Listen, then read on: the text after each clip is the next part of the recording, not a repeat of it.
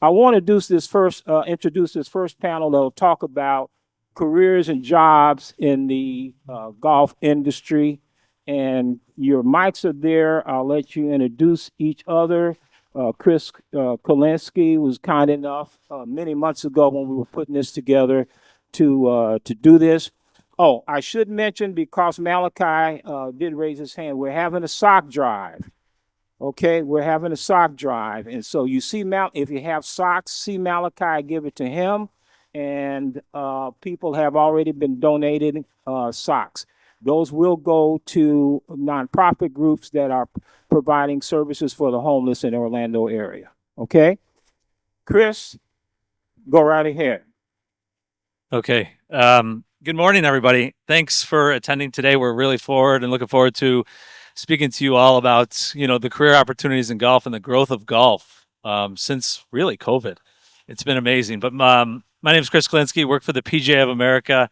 I oversee and developed Make Golf Your Career. We hope Make Golf Your Career is a one-stop shop for anything in the golf industry. Basically, you want to find a career opportunity, you want to learn how to better your resume, you want to learn interviewing skills, you want to learn career coaching, stuff that you need to do with your career.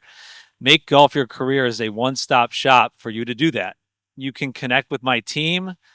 We have a total of 6 individuals dedicated to helping individuals enter into the golf industry. And golf is, there's over 2 million jobs in the golf industry. It's over $102 billion. That's billion with a B. That is in the golf industry. So it's really, really an industry that's growing. And I'm up here to kind of let these two men share their stories. I've worked with Dylan Gladney. Dylan came from NASA, and we were lucky enough to hire Dylan Gladney at the PGA of America. And Dylan worked for me for a couple of years, and now he's the executive director of Fairways to Leadership, which is an amazing organization that helps introduce the game of golf, the business of golf, to individuals in college throughout the country. And then we have Don Wallace over here, and Don is our poster child on Make Golf Your Career.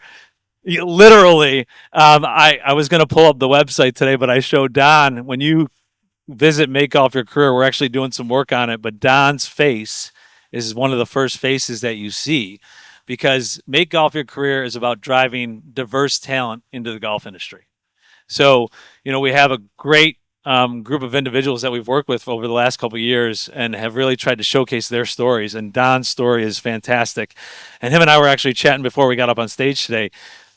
You don't have to play the game of golf to work in the golf industry. And that's one of the things that a lot of folks don't realize. You don't have to play the game. We need the brilliance that you have up here in your head in the golf industry, right? So we've had a lot of great conversations about, how do I work with data? I work with data and analytics. Can I work in golf and do that? Absolutely, right? So I'm going to let Dylan maybe kick off and tell a little bit about his story, and then we'll send it over to you, Don. Absolutely. Can everybody hear me? Yes. Thank you for having me here today. And Chris, thank you for opening this up for us. My journey started at Prairie View A&M University, somewhat small HBCU just outside of the Houston area. I was a track and field athlete at Prairie View. Went on to grad school, and there I was introduced to the game of golf. So had not had a formal introduction to the game. Like Chris mentioned, went on to work for NASA. This was during COVID, so you can imagine where many sporting organizations were. But then had the opportunity to transition over to the PGA of America and work with Chris in their career services and recruiting team. And I am another testament, much like you, Donnie, of being a poster child of making golf your thing or making golf your career. I'm a testament to the opportunities that golf has allowed me to see. Coming from the PGA of America to now running Fairways to Leadership as executive director, it is a powerful story. It is a full circle story. I was a part of the very first cohort of students that participated in the Fairways to Leadership program. And Chris, if you don't mind, I'd like to give just a little bit more context about the program. We are a national nonprofit. We started in 2020. Now we have just over 1,200 students that exist across 13 institutions, a combination of HBCUs and minority serving institutions, where we go in and give the students executive coaching, and 6 weeks of golf literacy. After that 6 week, they then graduate through our graduation round, and then we push them on as they transition to employers, much like the PGA of America, the LPGA, the PGA Tour, the PGA Tour Superstore, the USGA, who support Fairways to Leadership. So grateful to be here, and I'll pass this on to Dunn. Thanks, Dylan. And Chris, so thank you for having me and us, this panel, to share our stories. And again, I always tell my kids, life is perspective. And if you don't have one, you better get one, because we all live in our bubbles, but you've got to look outside. I'm no different than Dylan. I was an athlete. I was a quarterback. I played football, started a gas company. I came to golf when Enron started their stuff. Some of you are old enough in here to know about Enron. So they put guys like us out of business. I was playing golf. I love the game, and decided to look into an opportunity in golf because I was zealous. I wanted to build a golf course. I wanted to have a golf course. That's how much I loved golf at the time. And had some money. Didn't realize I didn't have enough at the time, but that was my goal. That's why I came to golf. And now I presently work for the PGA Tour as Vice President of Business Development. I spent 30 years at the PGA Tour as director, senior director, then vice president of our operations on site. So that's where Dylan and I met, actually, in New Orleans. Having said that, it's been a 35-year career on a 6-month trial. And I'm not kidding. I didn't tell my wife that at the time, but I wasn't sure about the travel. I still had the entrepreneurial spirit. And so when I was hired, literally, it was a 6-month trial. I'll say one last thing, and then we'll get to some Q&A, which is why we're here. But when Chris referenced the poster child, I have one beef with that. You have kids in college making NIL money.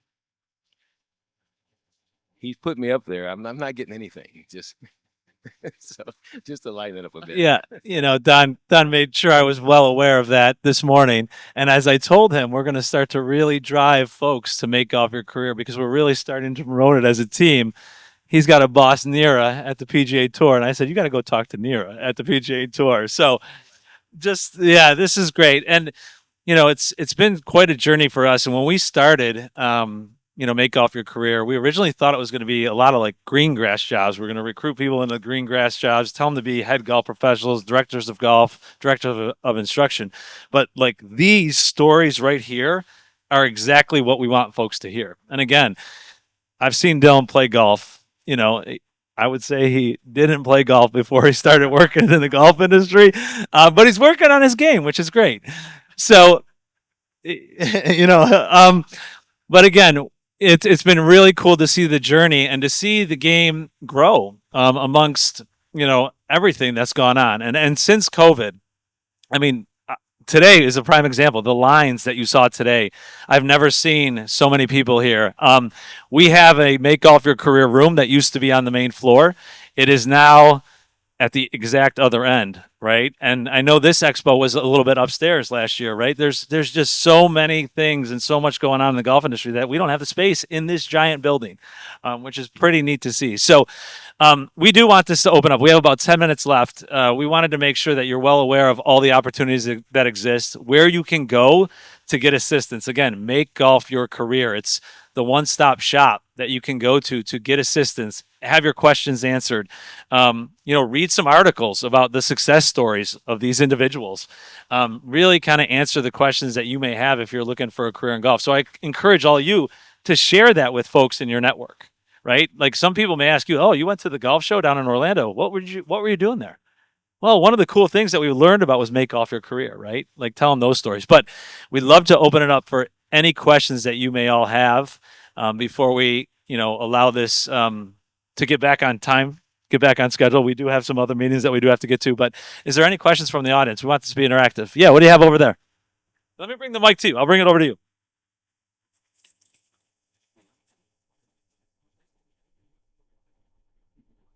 Chris, I'll just say this. Some of your friends are some of your biggest haters.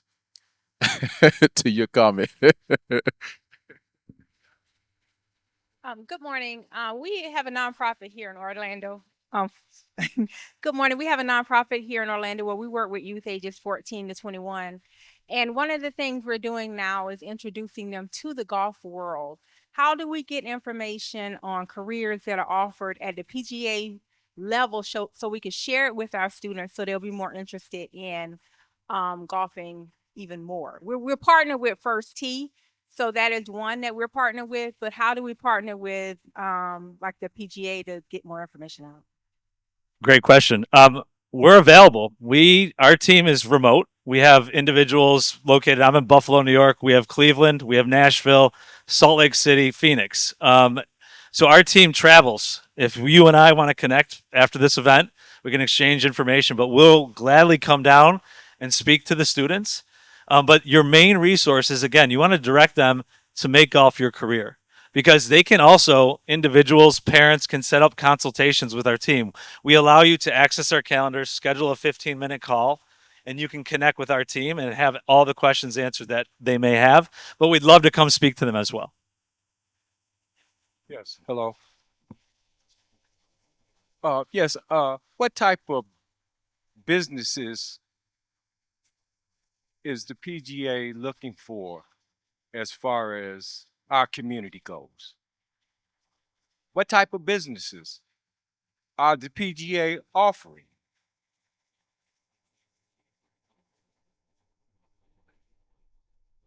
What type of businesses y'all offering, man?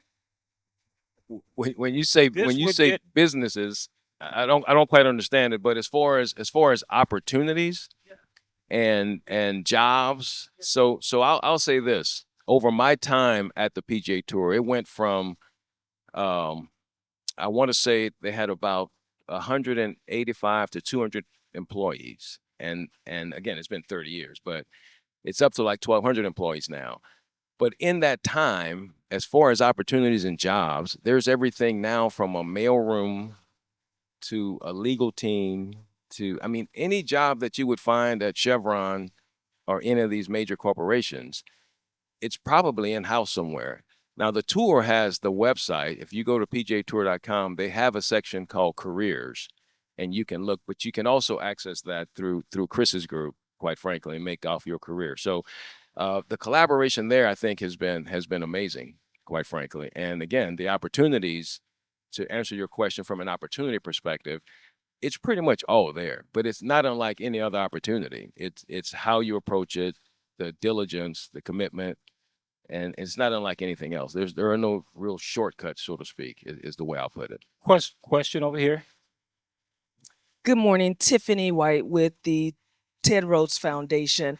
Question for you, Chris, related to the recruiting strategy. Can you kind of share with us? We partner with HBCU golf programs to help keep those programs alive. What recruiting strategies do you have at the HBCU schools? Do you have certain HBCU schools where you recruit in person, or are students expected to go to the website? That would be helpful. And then what are we looking for? Undergrads, grads, are there GPA requirements? That would be helpful. Yeah, great question. We have HBCUs that we work with Dr. Cooper and the White House Initiative. So we've been continuing to have those HBCU schools that we visit, and we will continue to visit them based on our relationship with Dr. Cooper. And we're looking anywhere. My team primarily focuses on that entry-level talent. I don't like the word recruitment. I like the word awareness. What we try to do is create awareness about the opportunities in the golf industry. So you can have entry-level talent all the way to executive-level talent that we're looking for. As we were talking about earlier today in our Make Golf Your Thing breakout, we do attend the Black MBA conference where we're recruiting there. We attended Thurgood Marshall before in the past. We Get in the Game this past year was another one that we really focused on attending. So we're attending these events to create awareness, in my opinion, and it's going to take years. It takes time to create the awareness about what opportunities do exist, but we do, try to make an effort to attend these events on an annual basis. Question here. Hey, my name is Dustin Sutton. I'm with a company called Ranges. It's a technology startup for range finding. One thing, I also host a podcast, and I would love to invite each and every one of you to share the message to help come on. So I'll reach out to you after. But my question is, You mentioned first thinking that your intention was, oh, we can hire for these green spaces, and it ended up being more than that.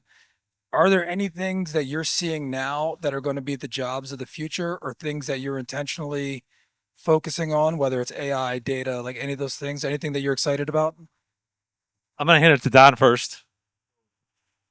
So honestly, they're AI, the data analytics, data analysts.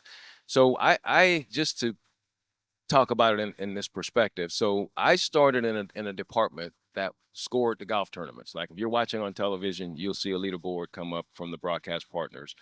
So that particular division was literally called scoring. We would actually let you know that the guy had a 4 on the hole or a birdie. That same department, which was I had 4 people on my staff. We had our annual meeting this past December. There were 220 people in the room. So the tech that little scoring division became ShotLink, which everyone probably knows about now. So I joke, I say I built ShotLink, which I'm not being like Al Gore. I mean, I literally did it. I mean, this is real. But our operations team actually implemented that program, which has now become, in partnership with AWS, what we're calling ShotLink 2.0, which is not very creative, but we do have AI embedded. We have predictive embedded. We have predicted endpoints, which again, that little trace that just watches the ball, it actually knows that the ball is going to be in or out of the fairway 20 yards off the club. And I'm not, so there's so much tech embedded now that wasn't there. And I only say that to say a lot of the questions you're asking, I mean, they're great questions, but we don't even have those answers. And I think that's where this awareness, I love the fact that the awareness is there, because if you had asked me if the things that I've witnessed were going to evolve, I would have said probably not. So it's just a matter of getting your awareness and your imagination going, just like anything else. Again, We have time for maybe one more question. Go ahead. If I can just make it add, fine. just from the nonprofit standpoint and existing around the college space, to me, the state of the industry relies on the desire of the current students that exist. And for us, the largest population, they study STEM and they study law. And initially, Chris, we did think that the green grass, this might not be the best fit for them. But what we've seen so far, this model has worked. We've been able to push a number of individuals into the golf industry who have created their own pathway, who have created their own lane. But in terms of nonprofits, I think we have to do a better job of preparing our students to exist in these spaces. And lastly, I'll just add real quick. One thing that we've spoke about from day one is that the skills that you acquire, the people that you meet in the golf industry are transferable to any other industry, right? And that's the biggest thing. The network that you develop, the people that you meet, you're going to help grow your network. And we want you to work in golf as long as possible. But if you work in golf for a couple years, that's okay. And to answer your question about what is evolving in golf, Don hit it on the head. Indoor facilities, data, analytics, teaching and coaching. There's more golfers playing now than ever before. So if you want to teach and coach the game of golf, that's a great way to get into it. But analytics, data, people are always looking for technology, up and date in technology. One more question, Jim. What do you got? Okay. Hey, good morning, guys. This is probably for Chris. I'm in technology. So, of course, with AI and resume filtering, it's kind of follow up to what Tiffany was asking. You mentioned a few good programs, but of course, going forward with this, how do you continue to accept people that are really trying to integrate that don't get filtered out? I think it's a really important question for why we're here and what we want to do to help build and continue to grow everything. So I'm so glad you brought this up, because this is what our team prides ourselves on, is that we are the intermediary between the AI bot and the HR hiring director at companies. When you reach out to my team and you connect with us, if you supply your resume and supply the job that you're going to apply for, we're going to directly contact that professional at that organization and let them know that we've worked together and that you're a viable candidate. So that there's no AI bot scanning your resume. It is going direct to the hiring manager at those organizations. It's amazing how in the AI world, what we've done at the PGA of America and with Make Golf Your Career is connect you with human beings. And that I think is so important in today's day and age. I can't tell you how many people are so appreciative of that, that they're like, oh, if I apply for this job, it might not get by the AI bot, but I can talk to you and let you know that I'm applying for the job and you can get it to the right person. Yes. As long as you make the time to work hard on your resume, you work with us, we're going to do that on the back end for you. So hopefully that makes sense. That's what we're really excited about. Why Make Golf Your Career is kind of a really neat platform to use, and hopefully the entire golf industry gets behind it going forward in the future. We appreciate your time today. It was great to speak to all of you. I can't thank Dylan and Don enough today for being up here with me. It was great to see them. Thank you all for being here today. We look forward to seeing you a little later. Jim, thank you so much. Thank you very much. We appreciate it.